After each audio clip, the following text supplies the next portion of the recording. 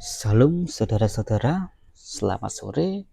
Bagaimana kabar-kabar saudara semua? Tentunya kita selalu merasakan sukacita dan damai sejahtera yang daripada Tuhan. Sebab kita adalah umat kepunyaan Tuhan, Tuhan pasti akan menyertai kita semua dimanapun kita berada. Saudara terkasih dalam nama Tuhan, dimanapun berada, pada kesempatan hari ini saya akan berbagi pengalaman tips bagaimana kita dikuatkan di dalam menghadapi masalah. Kita dikuatkan ketika kita berada di tengah-tengah badai masalah seperti itu ya. Ini menurut pengalaman pribadi yang saya alami, saya memiliki beberapa tips yang sering saya gunakan, yang sering saya tanamkan di dalam hati saya ketika saya menghadapi masalah yang serasa membuat hati dan jiwa kita itu gila karena begitu besarnya masalah yang saya hadapi. Mungkin saudara-saudara semua pernah mengalami yang seperti saya menghadapi masalah yang membuat diri ini hampir-hampir gila. Bisa dikatakan juga ya sudah setengah gila seperti itu. Tetapi saya memiliki tips-tips bagaimana saya bisa menghadapi masalah itu dengan cara-cara yang sudah saya rumuskan ya. Yang pertama, biasanya ketika saya menghadapi masalah yang sangat besar dan masalah itu terus silih berganti semakin hari semakin berat ya, yang membuat hidup saya itu serasa gila. Jika Tuhan mengizinkan, lebih baik Tuhan panggil saya saja pada saat menghadapi masalah itu daripada saya hidup seperti ini. Jika mau bunuh diri itu dosa, jika tidak itu kok seperti ini, terus saya harus bagaimana? Jika menyerah itu juga kita bisa dikatakan kurang percaya kepada Tuhan, tetapi jika terus berjuang kok masalah kok tidak ada habisnya, kok semakin berat, kok belum ada jalan keluarnya. Dan yang sering membuat saya itu hampir-hampir putus asa, menyerah seperti itu, mungkin bisa dikatakan setengah gila. Tetapi saya memiliki cara tersendiri untuk menghadapi itu semua, dan itu sering saya lakukan ketika di tengah-tengah badai masalah menerpa hidup saya. Yang pertama yang saya lakukan, poin yang pertama adalah saya selalu menanamkan di dalam hati, jika Tuhan itu tahu akan keberadaan kita, jika Tuhan itu juga melihat masalah yang sedang kita hadapi seperti itu akan menimbulkan ketenangan hati di dalam saya. Karena saya yakin jika Tuhan tahu akan apa yang saya hadapi, Tuhan pasti akan memberikan pertolongan kepada saya tepat pada waktunya. Mungkin untuk menggambarkannya, mempermudah kita untuk merenungkannya seperti ini ya. Mungkin contoh kecil saja, ketika kita masih kecil, ketika kita mau pergi keluar rumah atau pergi ke belakang ke kamar mandi, kita tentunya takut. Tetapi jika kita ditemani ayah kita, dilihat ayah kita dari jauh, itu akan menimbulkan ketenangan di dalam hati kita, dan kita berani untuk ke belakang sendiri karena kita yakin karena kita yakin orang tua kita memantau kita. Jika terjadi sesuatu, orang tua kita itu pasti menghampiri dan menolong kita ya. Itu yang selalu saya tanamkan di dalam hati saya ketika saya menghadapi banyak masalah. Saya meyakini Tuhan itu juga melihat keberadaan saya, melihat masalah yang sedang saya hadapi. Ketika saya tidak mampu, pasti Tuhan akan memberikan pertolongan kepada saya tepat pada waktunya. Nah, dan karena saya memiliki pemikiran yang seperti ini, itu akan menimbulkan ya kekuatan di dalam hati saya seperti itu. Dan tips yang kedua, saya selalu menanamkan di dalam hati, jika Tuhan itu adil, Tuhan itu setia kepada umatnya yang juga setia kepada Tuhan seperti itu. Nah, mungkin ketika kita menghadapi masalah ya, jika pikiran kita kurang fokus, itu akan menimbulkan kekecewaan kita kepada Tuhan, akan menimbulkan akar pahit kita kepada Tuhan, karena kita sering ya memiliki pemikiran yang seperti ini ketika kita di dalam menghadapi masalah dan kita tidak kunjung mendapatkan jalan keluar ya, seperti itu akan menimbulkan kekecewaan kita kepada Tuhan ya. Kita sebagai umat kepunyaan Tuhan, kita berusaha untuk kita setia kepada Tuhan. Kita berusaha untuk ikut persekutuan secara baik, ikut andil di dalam pelayanan. Tetapi kenapa kok masalah selalu silih berganti menerpa hidup kita? dari segi ekonomi, dari segi keharmonisan keluarga, dan lain sebagainya. Tetapi orang-orang yang di luar sana yang tidak memperhatikan di dalam imannya, yang bahkan cenderung acuh tak acuh kepada imannya, yang bahkan sering murtad dan daripada Tuhan, tetapi kehidupan mereka kok kelihatan seperti bahagia, ekonominya membaik, usahanya lancar, padahal mereka orang-orang yang kurang memperhatikan imannya kepada Tuhan, bahkan seringkali melupakan dan meninggalkan Tuhan. Tetapi kita yang berusaha setia kepada Tuhan, yang berusaha melayani Tuhan, kenapa kok hidup kita seperti ini? Banyak sekali himpit-himpitan dari berbagai aspeknya. Kadang-kadang itu menimbulkan kekecewaan kepada hati kita, menimbulkan akar pahit.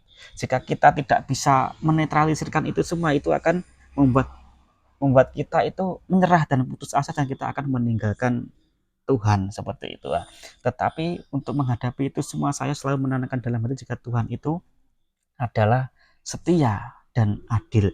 Jika kita setia kepada Tuhan, Tuhan juga akan setia kepada kita seperti itu. Kita bisa membayangkan orang-orang saja yang di luar sana yang tidak setia kepada Tuhan, diberikan hal yang seperti itu, tentunya Tuhan juga akan memberikan hal yang lebih baik dari itu buat kita. Mungkin masalah ini ada buat kita, Tuhan ingin melihat seberapa kita setia kepada Tuhan, dan kita akan dibawa Tuhan untuk naik level di dalam iman yang berikutnya. Karena kita tahu semakin kita memiliki level iman yang tinggi, cobaan dan ujian yang Tuhan berikan juga kepada kita juga semakin tinggi, karena Tuhan melihat kita layak untuk menerima ujian itu semua.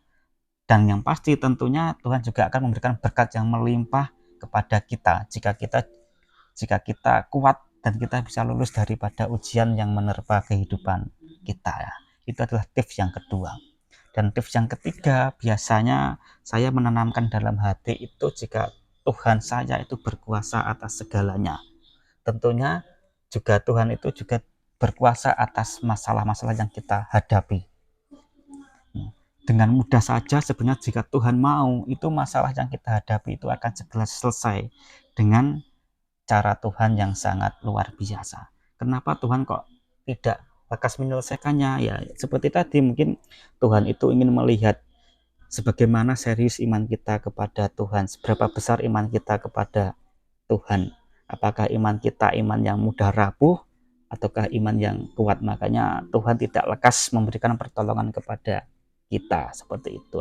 Dan saya itu selalu menanamkan dalam hati, sebenarnya Tuhan itu mampu pada saat ini juga melepaskan saya dari masalah. Tetapi kenapa masalah saya kok belum bisa terselesaikan? Ya mungkin Tuhan ingin melihat seberapa besar iman saya, ya.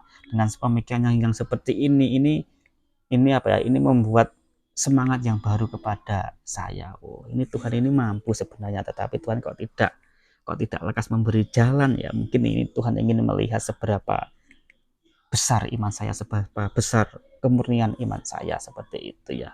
Nah, dengan memiliki pemikiran yang seperti ini, ya, itu akan menimbulkan kekuatan yang baru kepada saya, sehingga yang awalnya saya hampir tidak kuat akhirnya diberi kekuatan seperti itu.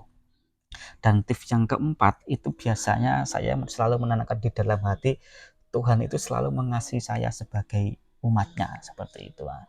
Pasti Tuhan tidak akan apa ya? Tuhan tidak akan meninggalkan saya seorang diri. Tuhan pasti akan memberikan jalan yang terbaik buat saya. Tuhan pasti akan memberikan pertolongan tepat pada waktunya seperti itu. Itu yang selalu saya pegang di dalam kehidupan saya. Karena Tuhan mengasihi saya, pasti ketika menghadapi masalah Tuhan pun akan memberikan jalan keluar yang tepat seperti itu. Dan masalah yang saat ini saya hadapi yang tidak kunjung-kunjung lekas ada jalan keluar, ya mungkin ini wujud kasih Tuhan kepada saya seperti itu. Jadi wujud kasih Tuhan itu tidak selalu yang enak-enak, tetapi ya dengan masalah yang kita hadapi itu wujud kasih Tuhan, supaya Tuhan ingin kita lebih dewasa di dalam iman, dewasa di dalam segala sesuatu. Nah, jika kita sudah memiliki kedewasaan di dalam iman dan lain sebagainya, tentunya kita bisa membawa ya diri kita menjadi diri yang lebih baik, bisa membawa keluarga kita menjadi keluarga yang lebih baik, bahkan bisa berdampak kepada lingkungan di sekitar supaya menjadi lebih baik, dan nantinya kita bisa bersama-sama orang yang terkasih untuk kita bisa hidup yang lebih baik dan bisa menjadi sarana untuk kemuliaan nama Tuhan, dan di akhirnya kita bisa masuk ke dalam kerajaan Tuhan bersama-sama orang yang kita kasihi. Dan selain itu juga saya menanamkan di dalam hati jika rencana Tuhan itu indah pada waktu dan tempatnya. Rancangan-rancangan Tuhan itu rancangan damai sejahtera, bukan rancangan kecelakaan. Nah, dengan adanya pemikiran yang seperti itu membuat saya itu lebih dikuatkan dan lebih ditegarkan menghadapi masalah ya. Ya itulah saudara yang terkasih dalam nama Tuhan ya, tips-tips yang sering saya lakukan ketika saya menghadapi masalah ya seperti itu tadi ya. Yang pertama, selalu saya menanamkan di dalam hati jika Tuhan itu selalu menyertai saya. Tuhan melihat segala sesuatu yang saya hadapi, Tuhan pasti akan menolong hidup saya. Dan yang kedua, Tuhan itu setia. Jika orang-orang di luar sana saja dipelihara Tuhan sedemikian rupa, pasti juga Tuhan akan memberikan pemeliharaan kepada saya.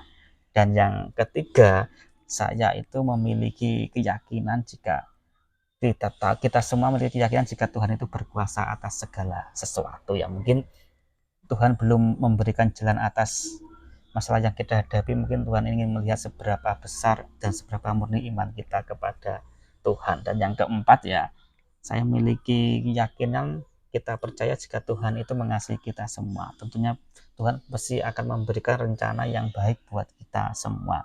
Rencana Tuhan itu rencana damai sejahtera, bukan rencana kecelakaan. Jadi dengan itu semua kita bisa memiliki kekuatan kita untuk kita menghadapi masalah yang kita hadapi seperti itu ya. Tinggal kita bagaimana kita menguatkan dan meneguhkan hati kita untuk kita bisa setia kepada Tuhan di dalam situasi apapun ya. Mungkin inilah yang dapat saya bagikan, tips-tips yang dapat saya bagikan kepada saudara-saudara semua. Semoga bisa bermanfaat untuk kita semua agar kita bisa dikuatkan dan selalu setia kepada Tuhan sampai akhir. Haleluya. Amin.